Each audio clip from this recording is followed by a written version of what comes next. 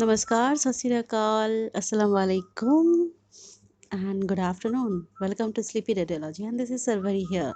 And today we are with a new and advanced topic, that is first exam in ultrasound. First exam. वो क्या होता है first exam? जल्दी जल्दी exam करना नहीं। फर्स्ट एग्जाम एक एडवांस टेक्निक होते हैं जो हम ट्रोमा रेडियोलॉजी में यूज़ करते हैं। So it's an advance technique in ultrasound to detect the trauma cases. What is the full form of first?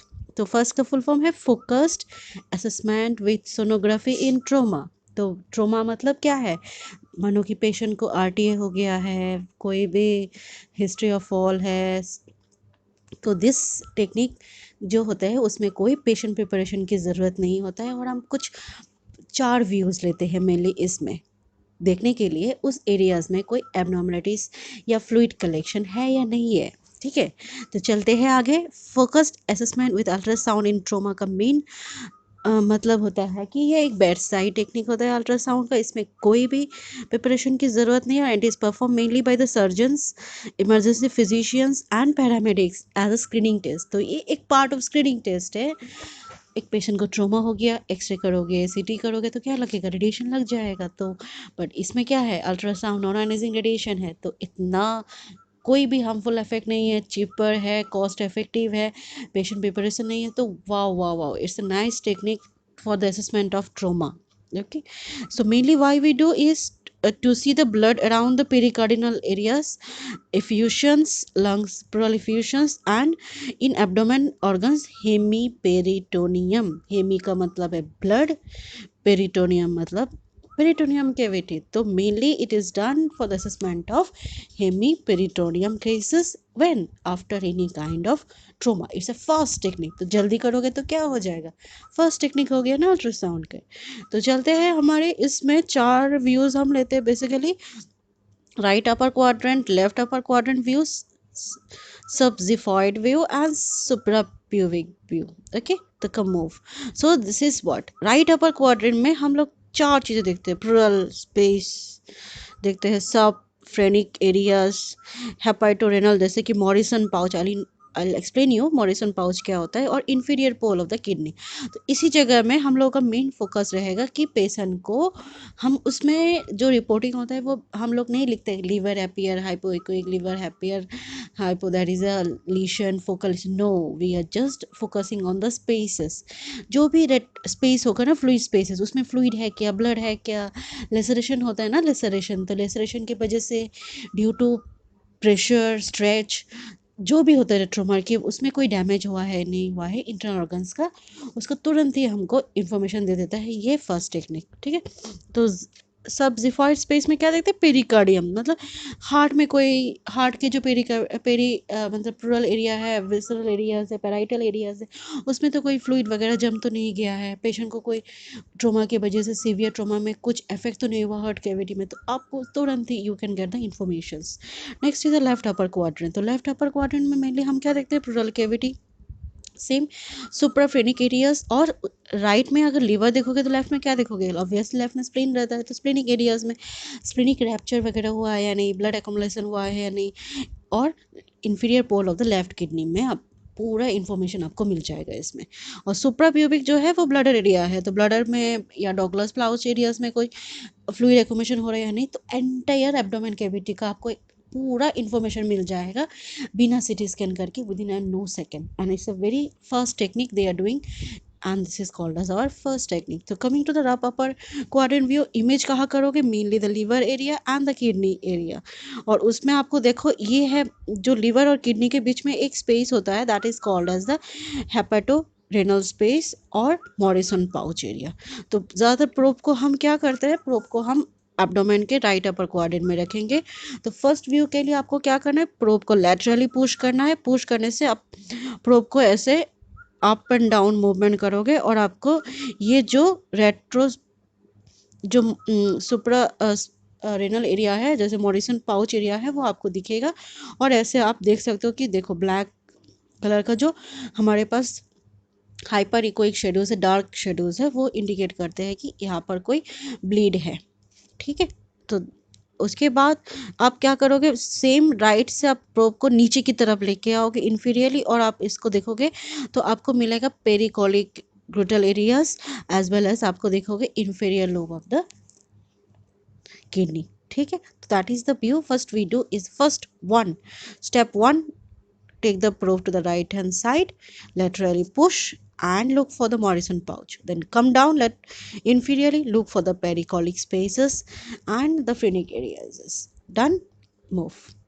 So this is how you see, this is all the fluids accumulated in the Morrison pouch area. So this is what is my Morrison pouch area. Okay, moving next, left। अब right हो गया तो हम सीधा कहाँ जाएंगे, left side में जाएंगे। तो लेफ्ट साइड में क्या है, हमारा स्प्लीन है और लेफ्ट किडनी है। तो why it is done, perisplenic space and splenic क्लेप्चर mainly. so how we will do, from right सीधा you bring the probe to the left side, left lateral, go and look for the space of the spleen, done, come down, look for the space of the inferior border, inferior lobe of the left kidney। so see, ये देखो, this is the fluid accumulation in the splenic, suprasplenic areas। so this, see, this is this no bright shadows are indicating that there is a rupture in the, so hemothorax also you can see, hemothorax means blood in the thoracic cavity, right? Move। so see, this is what is splenic rupture।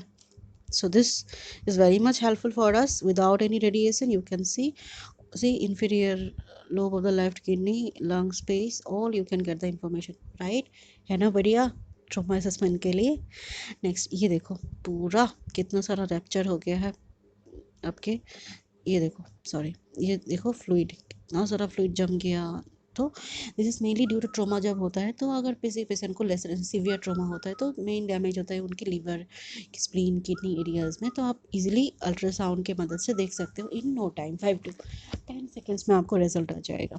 okay, next 1 2 and now we are moving to upward subxiphoid phase, it's also called as subcostal and pericardial view, mainly to see the heart pericardial effusion. Peri मतलब क्या है, heart का जो area है उसी का ना pericardial spaces. And देखो अब क्या करोगे, सीधा राइट लिया, लेफ्ट लिया, अब एपिगेस्ट्रिक एरिया में आ जाओ और पूरा प्रोब को सुपीरियरली पुश कर दो। तो सुपीरियर पुश करोगे तो आपको इसमें क्या दिखेगा, देखो ये सब है हमारा पेरिकार्डियल स्पेसेस। तो पेरिकार्डियल स्पेसेस में अगर कोई फ्लूइड वगैरह है तो that will be also seen clearly in my subxiphoid view। next you can see also the enlargement of ventricles and all, is there any mass, is there any fluid accumulation, is the heart getting enlarged and all these things informations you can get with the subxiphoid view। so what, जो probe होता है, the probe is placed in the epigastric region, pushed superiorly to see the heart, and you can see also the surrounding fluids in the pericardial spaces। so see, this is what you can see, the right ventricle, sorry, left ventricle is slightly enlarged, and see there is accumulation of fluid in the pericardial spaces। okay, so that one is what cardiomyopathy। okay, done। Next is my, आप हो गया, अब down चले जाएंगे। तो down में क्या है हमारा suprapubic region, and for this आपको 9 रीजन बहुत ही महत्वपूर्ण रहता है to understand everything.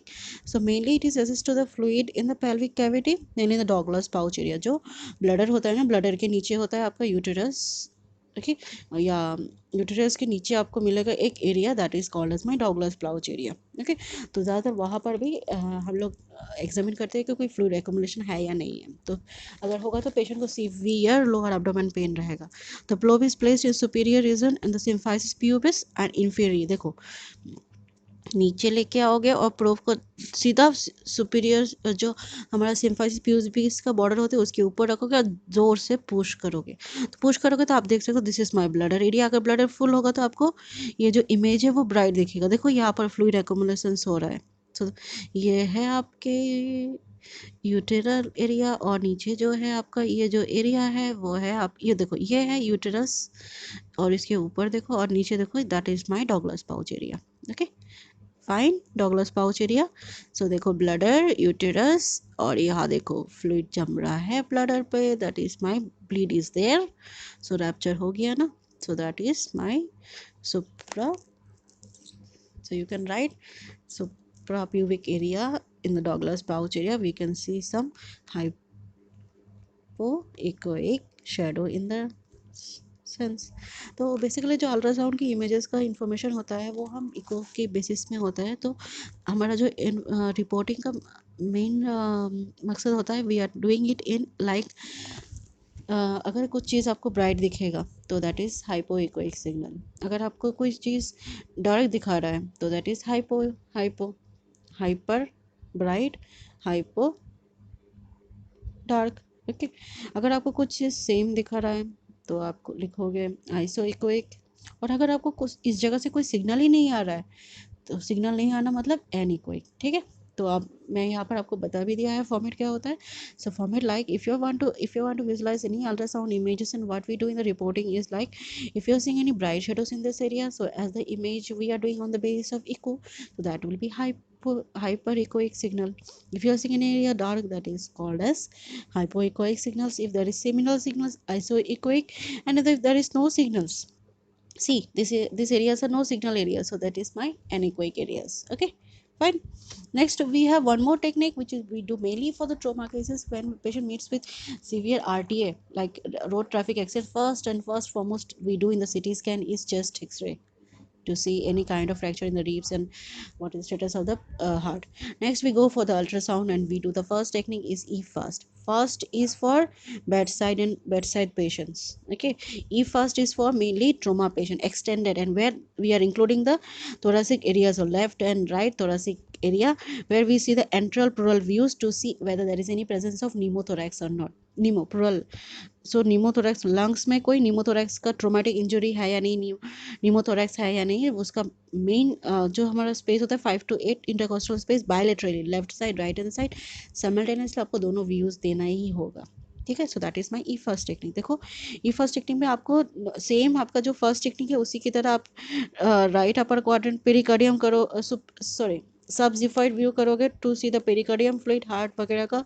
Right upper quadrant करोगे, आपका जो कॉस्ट्रोफेनिक एंगल है मॉरिसन पाउच में है। स्प्लीन के लिए लेफ्ट अपर क्वाड्रेंट करोगे, पेल्विक कैविटी करोगे ब्लडर के लिए, और लंग्स के लिए आपको लेना है apical mid.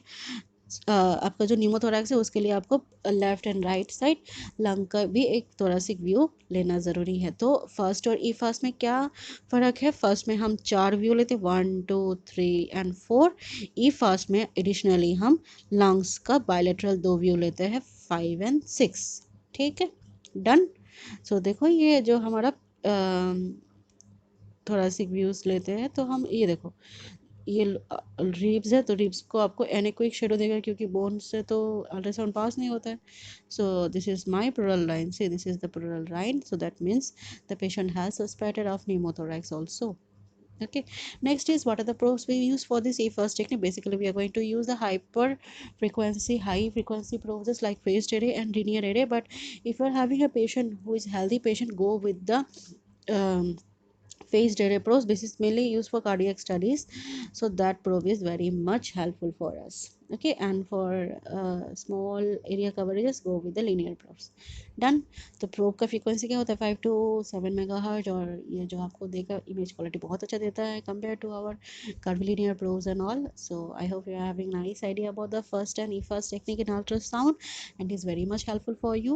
Next is first technique is an invasive and diagnostic for peritoneal spaces. So it's a very good technique to study the peritoneal spaces as there is no exposure, no radiations. Okay, radiation doses are not there, comparatively cheaper from CT scan, vast 5000 लग जाएगा CT scan का image करने में, patient preparation हिल गया तो सारा problem आ जाएगा, but there is no such issues.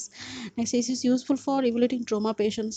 Trauma के लिए बहुत अच्छा एक प्रोसीजर है, it is also useful in our emergency department. So it's a part of our emergency and it is mainly used to rule out the hemiperitoneal bleeds and pneumothorax, and is mainly useful for trauma patient who are hemodynamically unstable. Patient cooperative नहीं है, सीधा ultrasound में ले जाओ, trauma है, एक fast technique कर लो, ई fast technique कर लो फॉर आरटीए केसेस में, बस तुरंत दन रिपोर्ट दे दो and it will be a wonderful study for you, right. So take off message ये है कि फर्स्ट टेक्निक में आपको 4 ही व्यू लेना है, right upper quadrant, left upper quadrant, suprapubic, subxiphoid. और अगर आपके पास ई फास्ट टेक्निक है तो आपको 2 एडिशनल व्यूज़ लेना है, आपको न्यूमोथोरैक्स का हिस्ट्री है नहीं तो आपको बायलेटरल 2 चेस्ट व्यूज़ भी लेना है. तो राइट अपर क्वाड्रेंट में हम क्या देखते हैं, बेसिकली ये देखो मॉरिसन पाउच में fluid, to allow the Morrison pouch fluid subsidified we are going to see the heart and the pericardial spaces. Okay, and right upper quadrant we are going to see the history of spleen, splenic rupture, and the fluids in the inferior border of the left kidney, and in the blood, and in the suprapubic we are going to see the bladder as well as our pathologies of the fluid accumulation in the Douglas pouch. Thank you so much for your kind attention, and it's very a blessing, God blessing, to be a part of this beautiful session. Thank you so much. If you like it, please press the like. If you want to spread it to everyone, please do share it, and please do subscribe it for more videos. Thank you so much, and this is Survey here with your sleepy radiology and easy radiology, right? I hope it's an easy radiology. Thank you so much.